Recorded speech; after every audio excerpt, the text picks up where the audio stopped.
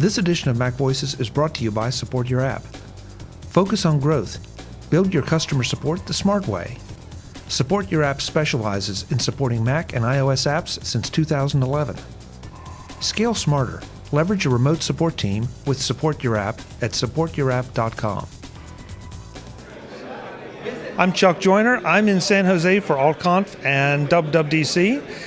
I've got Dean of Adblock Plus here to talk about his app and his impressions of the show and what it might mean for his app.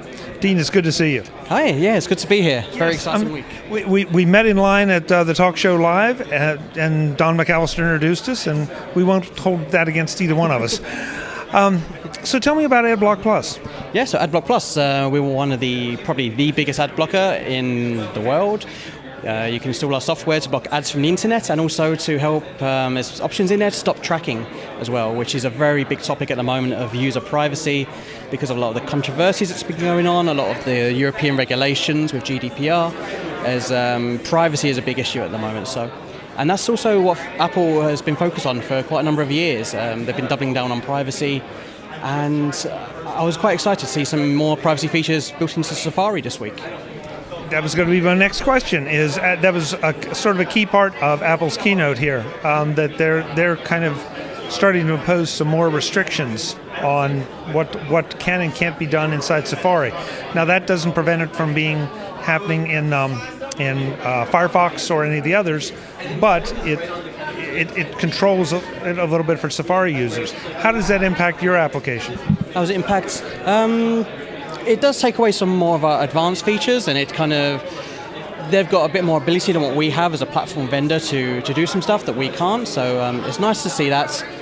For example, when you visit a website, they can fingerprint you, and one way to stop that happening is to make your device look like every other device. And in a very simplified way, when you go online with a Mac using Safari, the website can't tell you apart from another Mac using Safari.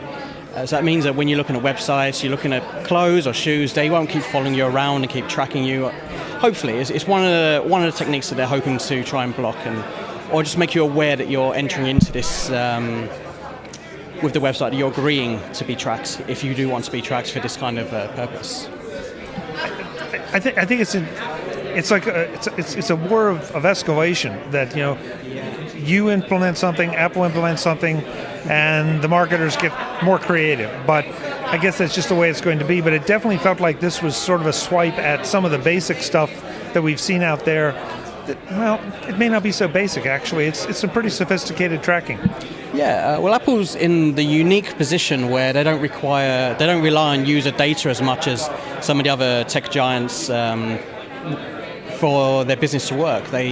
They're a profitable company from the products they sell, and not from the user data they acquire and then turning to ad revenue and create all these user profiles. So they're one of the few companies who's in the position to actually make a difference in the privacy space.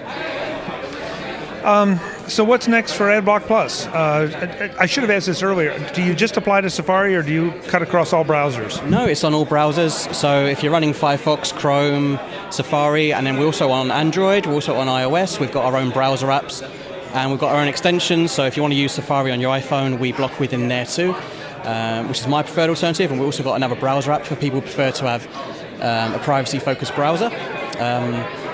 So what's next for us?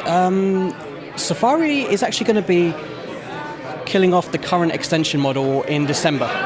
So that will affect us heavily because we need to basically create a new app, which we've been talking about for a little while, and we're going to have to probably ramp it up in priority by December to continue serving Safari customers on the Mac.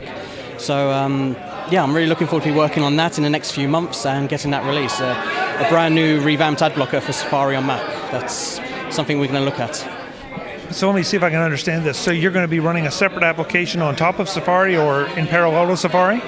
Yeah, how it used to work, you would download a browser extension and it would plug right into Safari. Apple has changed that model, so you go through the Mac App Store. So you would download an Adblock Plus app on the Mac App Store, and that would link in with Safari. So it's a slightly different model. It'll be within a native app as well, as opposed to just a JavaScript extension within Safari. So it would hopefully acts a bit nicer. It will take advantage of some of the platform, the macOS benefits, as opposed to just running within Safari. So we can take advantage of, I don't know, for example, iCloud. If we wanted to sync data securely between all of our products on Apple devices, that's one thing we could potentially start to look at now. What kind of pricing is it for Adblock Plus? Is it a subscription or is it a one-time purchase? For users, it's completely free. And the way it's monetized is through acceptable ads. So by default, it will show you some adverts that meet criteria. And we've got an open standards body who kind of create that criteria, and then we apply that. So, and anyone is free to apply to have their adverts whitelisted by us, and we will review them and then see if they meet our criteria, and we'll give you help if they aren't. And so what we want to try and do is change advertising on the web and make it just more sustainable and make nicer ads that people don't mind and don't want to block. And while doing that, blocking all them video pop-ups and the ones that follow you around the page when you scroll, and all the annoying ones I'm sure that you can think of. We want to, when you think of adverts and you say we don't want to think of the annoying ones, we want to think of ones that are right for you, ones that don't get in your way and don't obscure the content that you're looking at. Yeah. Interesting, because you have to have some way to monetize it, but you're in the business of blocking ads, but you still have to figure out a way to deliver them. So, but I just had a conversation earlier about targeted ads, and targeted ads aren't nearly as offensive, especially if they don't follow you around. And so that seems to be the way you're going, and that's good. Yeah, definitely. The website where folks can go to learn more and get your app.